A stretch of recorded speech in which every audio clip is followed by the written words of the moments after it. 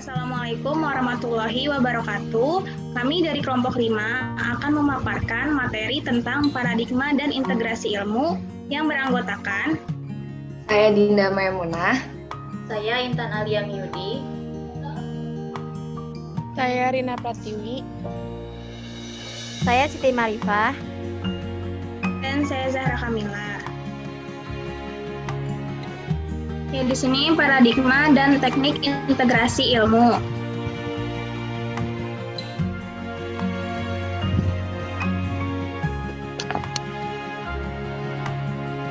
Yang pertama ada paradigma dalam integrasi ilmu, yang kedua ada ragam paradigma integrasi ilmu, yang ketiga ada model-model integrasi keilmuan, yang keempat ada contoh praktik integrasi ilmu.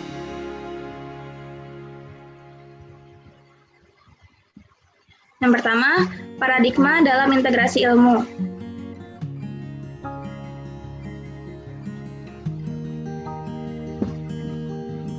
Paradigma dapat diartikan sebagai seperangkat keyakinan atau kepercayaan yang mendasari seseorang dalam melakukan segala tindakan. Ilmu ialah suatu cara untuk mengetahui. Yang hendak diketahui adalah realitas, yakni segala sesuatu baik yang konkret maupun yang abstrak. Dewasa ini, ilmu telah berkembang sedemikian pesat dengan munculnya pendekatan-pendekatan baru seperti pendekatan interdisipliner, multidisipliner, dan sebagainya. Ilmu bahkan telah menjadi semacam way of life dan setiap aspek kehidupan manusia kini terlibat dengan praktik, proses, dan produk-produk kegiatan ilmiah. Manusia pun secara sadar atau tanpa sadar cenderung berkehidupan dengan cara-cara ilmiah atau sesuai dengan tuntutan dan tuntunan ilmiah pada umumnya.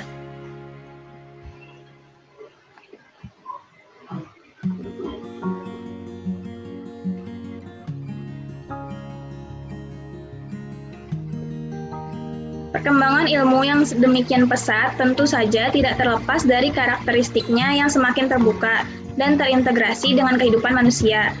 Secara lebih eksplisit, integrasi ilmu dengan berbagai aspek kehidupan tercermin dari pola hubungan timbal balik antara ilmu dengan aspek-aspek utama kehidupan manusia, yaitu teknologi, kebudayaan, filsafat, dan bahkan agama sebagai salah satu intuisi sakral dalam kehidupan manusia.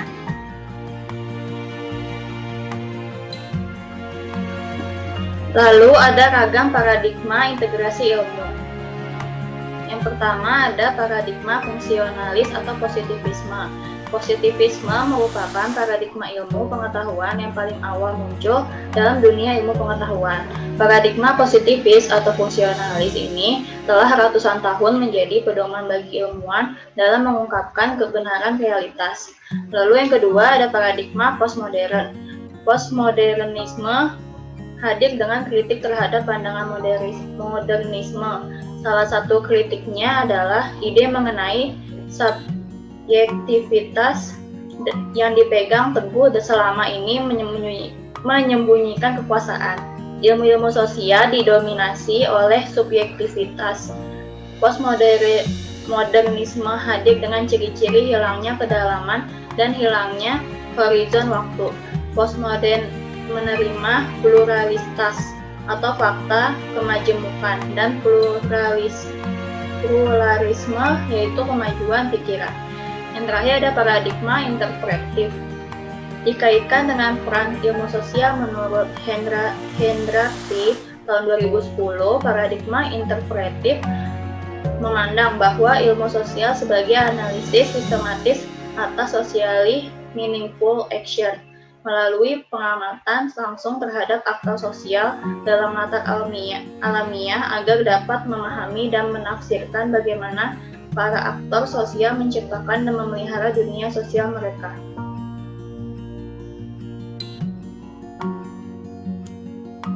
Ya, selanjutnya ada model-model integrasi keilmuan.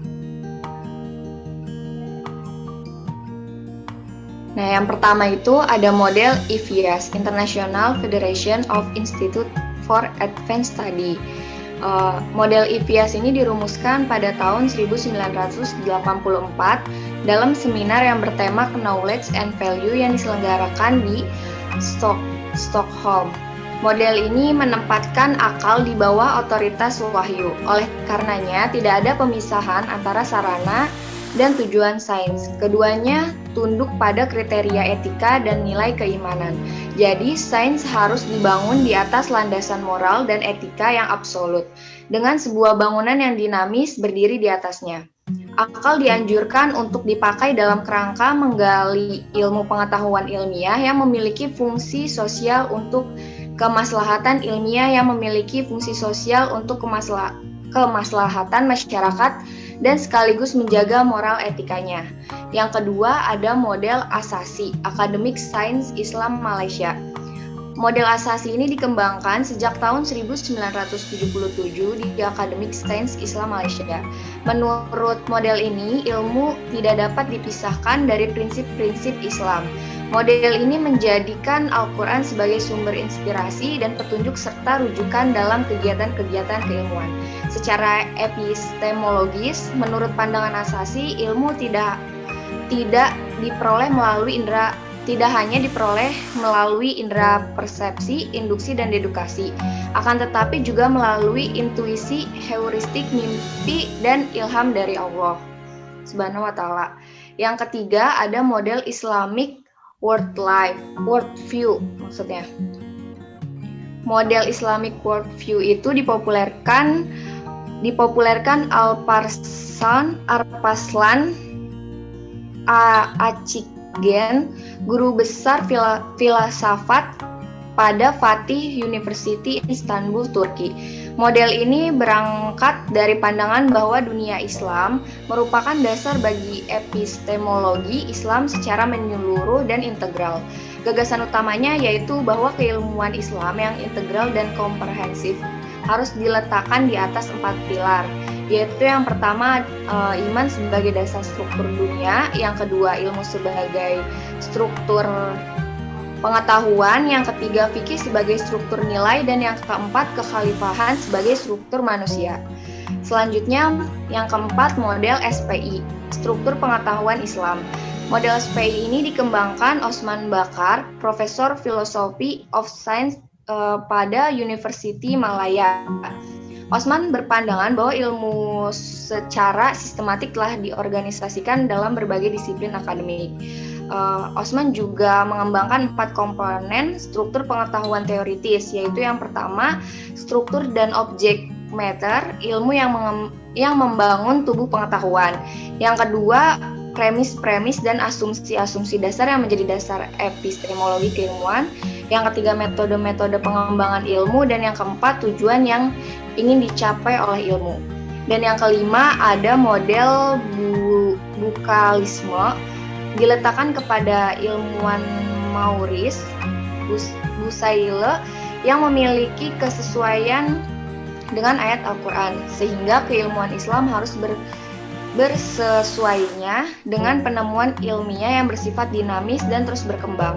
Pendapat ini mendapat kritik dan penolakan serius dari banyak pemikir Muslim karena meletakkan Al-Quran dalam posisi nisbi.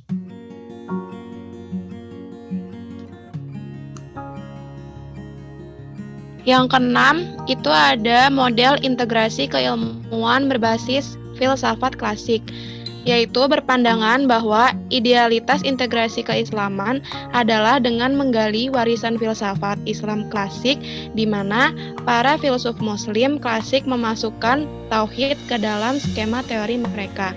Yang ketujuh, ada model integrasi keilmuan Islam berbasis tasawuf, dipelopori oleh Syekh Muhammad Naqib Al-Atas, yang mengistilahkan model ini dengan islamisasi ilmu pengetahuan.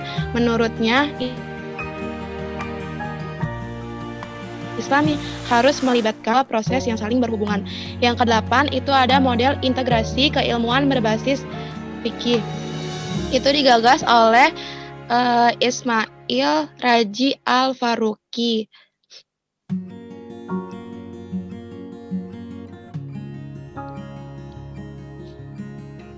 Pemikiran integrasinya berakar pada tradisi pemikiran ulama fikih dalam menjadikan Al-Quran dan As-Sunnah itu sebagai puncak kebenaran.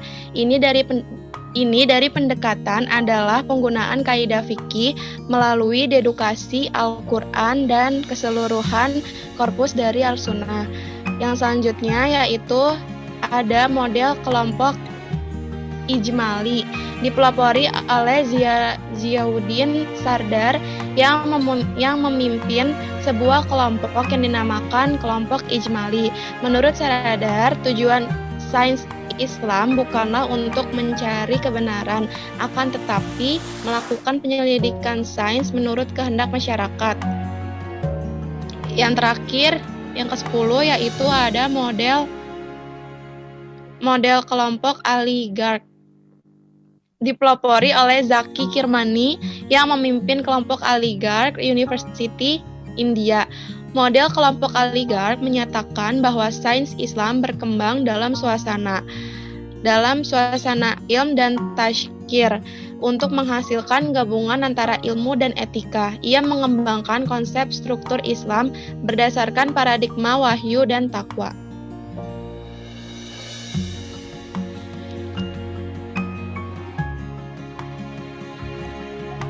Selanjutnya ada contoh praktik integrasi ilmu.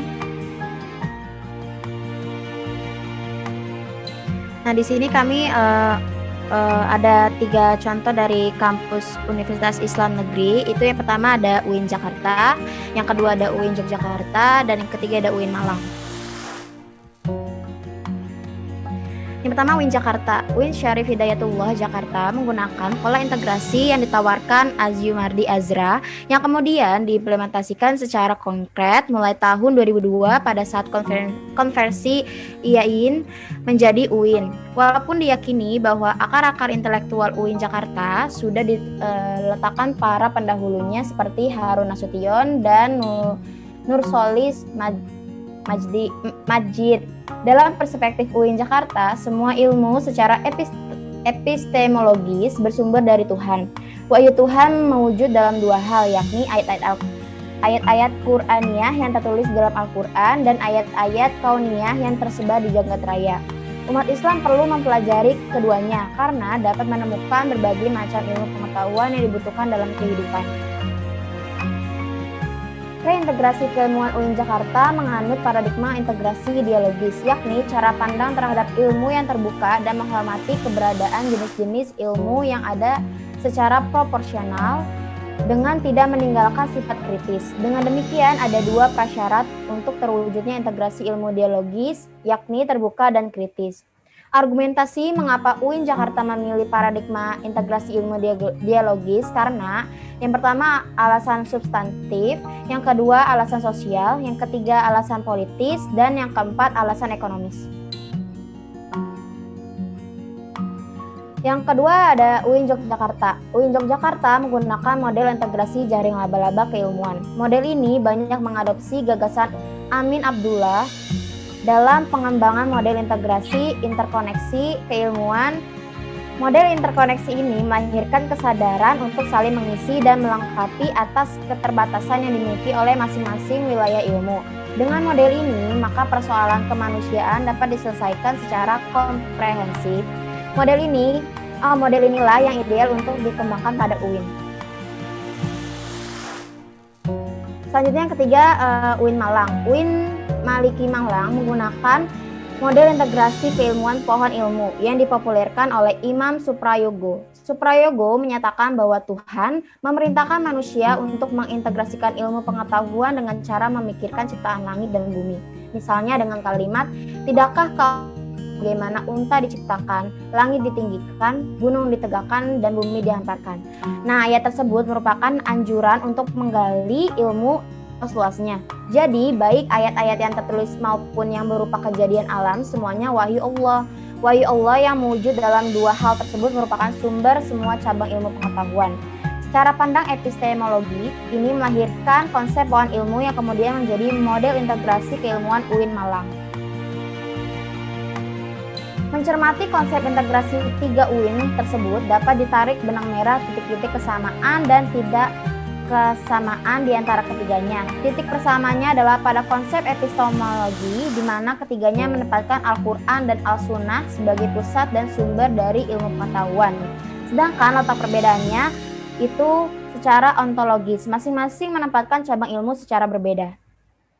Dari pemaparan yang sudah dijelaskan, di sini dapat disimpulkan bahwa paradigma sendiri itu memiliki arti sebagai seperangkat keyakinan atau kepercayaan yang mendasari seseorang dalam melakukan segala tindakan. Ilmu salah satu cara untuk mengetahuinya. Yang hendak diketahui adalah realitas, yakni segala sesuatu baik yang konkret maupun yang abstrak. Serta ada beberapa ragam paradigma integrasi ilmu, yaitu paradigma fungsionalis atau positivisme, paradigma interpretif, dan paradigma postmodern. Serta ada beberapa model-model integrasi keilmuan beserta contohnya. Untuk sarannya, yaitu menyadari bahwa penulis masih jauh dari kata sempurna. Kedepannya, semoga penulis akan lebih fokus dan detail dalam menjelaskan tentang makalah yang di atas berdasarkan sumber-sumber yang lebih banyak lagi dan dapat dipertanggungjawabkan. Sekian presentasi dari kelompok kami, kurang lebihnya mohon maaf. Billahi taufik wal hidayah. Wassalamualaikum warahmatullahi wabarakatuh.